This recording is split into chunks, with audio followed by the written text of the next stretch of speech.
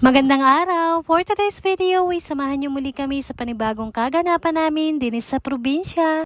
Narinig na naman nga ho pala kami sa may bahay kubo at dito na din nga ho pala ako dumayo ng aking umagahan. Meron nga lamang ho pala ako diyang nilagang inaraw-araw na talong at syempre eto nga ni ho palang sardinas na may miswa. Pagkayari ko naman nga hong makakain ay deri nga ho't may panghimagas na kaagad na mga mangga. Maaga nga ho pala kaming naparini, minsan nga ho ay din na rin kami talaga nagapahinga. Balik kasabay na din nga ho pala naming nagpunta din si mama dahil nga ho pala ay siya ay may itatanim daw yung kanyang gabing binunot do sa may bundok. At eto nga ho't hindi pa man din naman nga ho matapos-tapos yung pagkain namin din ng mangga. Aba naman ay pag-usapang mangga ay hindi nyo mapapaayaw yan si Alicia kahit pa man din naman nga ho matamis o kaya naman ay maasi. Sandali muna nga ho pala akong sumaglit din sa may bumba ni ate at narinig nga ho pala si mama at din nga daw niya abugsok yung kanyang pananim. Maganda nga raw ho pala yung itanim din at isa pa nga daw ho ay din ay medyo may tubig-tubig. Kumbaga nga ho ay digay ari may bumba ay ari yung magiging agusan din. Tinabasan nga lang ho pala yan ni mama ng kaunti tapos ayun meron nga ho pala siya diyang kahoy na tinulusan na lang yung pinakang dulo. Tapos yung pinakang tataniman ng gabi ay binugsukan nga lang ho pala niya o kaya naman ay alagyan ng butas at dun nga ho pala ihuhulog yun. Iba-iba rin talaga pag may tanim-tanim nga ho pala kayong gulayin kagaya na rin gabing ari. Eto nga hong itatanim ni mama ngayon ay iilang piraso laang. Pero pag ari nga ho medyo tumagal na lumaki-laki na talagang dadami din.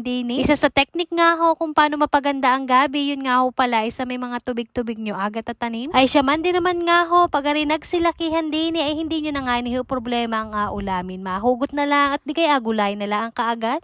Fast forward, eto nga ho, bandang patanghali, wala naman akong ginagawa niyaan kaya naisipan ko nga hong gumawa ulit ng tapioca. Naglako nga ho pala yung pinsa namin ng mangga kaya ayun, napabili nga ho ako at tamang-tamat ngayon ko nga ho gagawin ito. Meron din nga ho pala ako diyang pailan-ilang pirasong kay Mito at yan din nga ho palang saging na saba. Kanina nga hong masilim-silim pa lamang ay nanggaling na dun sina mama at tatay sa bundok at ayan nga ho yung kanilang mga dala. Bumisita nga ho pala sila doon sa mga nagatabas at isa pa nga ho ay marami daw bunga yung kay Mito at yung mga saging kaya pinanguha na. Ay shit, balikita nga niyo pala din sa aking inagawa-gawang arit nagaluto naman din nga ho ako diyan na ring mga sagong maliliit. Pagkaluto ko nga ho pala niyaan, sunod ko na ding alutuin na ring 2 pirasong gulaman. Naglalahok nga ho pala ako ng ganyan para madami-daming tingnan. At ayan nga ho, at nung luto na inilagay ko lang sa isang lagayan. Papatigasin nga lang muna ho pala yaan, saka mamaya ako na din gagayat-gayatin sa maliliit lamang. Tapos ayun, habang naghahintay ay deri nga ho, asikasuhin ko muna yung mangga, bali yung magkabilang pisngi nga laang ho pala yung kukuhain ko. Sakto marami-raming bata nga ho pala yung andini ngayon, kaya naman tamang-tamat ka ako man din naman nga ho, apalukmod ko rin muna sa kanila. Sakto nga lamang ho yung pagkakahinog na ring mangga nga rin tamang-tamat magugustuhan na rin ng mga bata. Kanina pala ang man din naman nga ho, atat na atat ng magsikainan na ring mga ari ay kako man din naman nga ho, antay ka muna naman. At nung naulit ko man din naman nga ho sa kanila na abigyan ko sila, aba naman ay timo nga ni kagadini sa may kabilang sulo. May ilan-ilan nga ho palang mga bata dini sa may bahay kubo, tari man din naman nga ho kalaro na ring 2 kong pamangkin. Ay tunay ka nga namang anong sigalputan pag maraming kalaro ay nung sabi ko man din nga hong abigyan ko yung nagsitimuan na laang dini. Ay di ayun na nga ho at nung maibigay ko man din sa kanila ay di sinimulan ko na rin yung aking gagawing mangga tapioca. Isa sa gustong-gustong lutuin ko man din naman nga ho palagi din sa amin ay yung may flavor na mangga. Literal na masarap naman talaga ang mangga lalo na nga ho kung gagawin yung ice candy. Pero ngayon naman ang gagawin ko nga laang ho ay mangga tapioca at kako man din naman nga ho hindi na kailangang patigasin pa. Ay di ka naman nga ni hoy pag ari natapos kong gawin ialagyan mo lang ng yelo, pwede na din kaagad lang takang kainin. Eto nga ho sa isang malukong na lagayan pinagsama-sama ko lang diyan yung gulaman, sagu at yan nga ho palang mangga. At syempre naman para mas lalong sumarap meron din nga ho pala yung Nestle cream, ibap at saka nga ho pala ng condensed milk. Tamang tigi isang lata nga lang ho pala yung nilagay ko ngayon at kakuman din naman nga ho saktuhang tamis lamang. Ari nga ho at nang atin nang makain kaagad nilagyan ko nga lang ho yan ng isang pirasong binasag ko na yelo. Tapos hinalo-halo ko lang ng papagarnit papaganyan at kakuman din naman nga hoy nang matansya ko yung lasa. Ay siya kung naghahanap nga ho pala kayo ng pwedeng malutong mga dessert o kung ano man ay pwedeng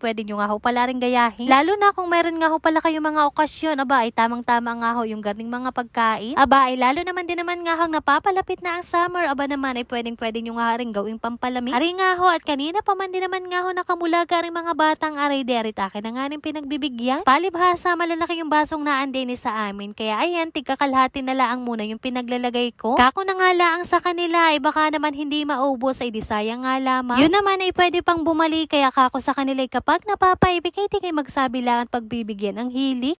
Ay siya papaano bagahuyaan hanggang din na nga laang mo at ako'y lalantak din naman ng kain. At yun lamang for today's video. Maraming salamat sa inyong panonood. God bless.